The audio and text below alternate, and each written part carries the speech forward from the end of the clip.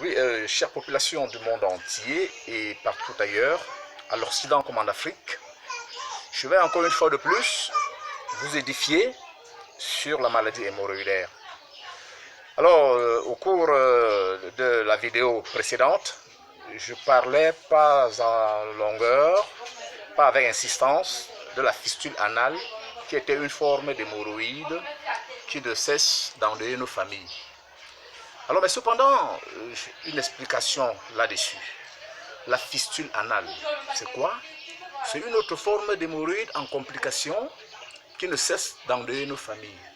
Cette fistule anale est provoquée par quoi? Elle est provoquée par un abcès anal. Cet abcès anal vient pousser sur la fesse et non dans l'anus. Alors son rôle, c'est de sectionner le vaisseau sanguin, c'est-à-dire de couper le vaisseau sanguin. Et cependant, les manifestations, c'est quoi?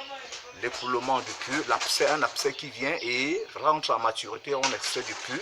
L'abcès va et revient de temps en temps. Vous pouvez voir des gens qui sont porteurs de cette fistule. Et ils ont déjà subi une intervention chirurgicale, 2 interventions, 3, voire 4, sans succès. Parce qu'aujourd'hui, dans nos centres hospitaliers, dans nos hôpitaux, l'intervention chirurgicale pour une fistule anale n'est pas la solution adéquate. Les gens en meurent.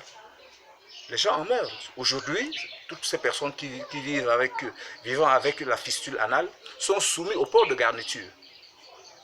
Oui, port de garniture, parce que de temps en temps, il y a un coulement purétral, parfois blanchâtre, jaunâtre, qui coule et mouille le sous-vêtement.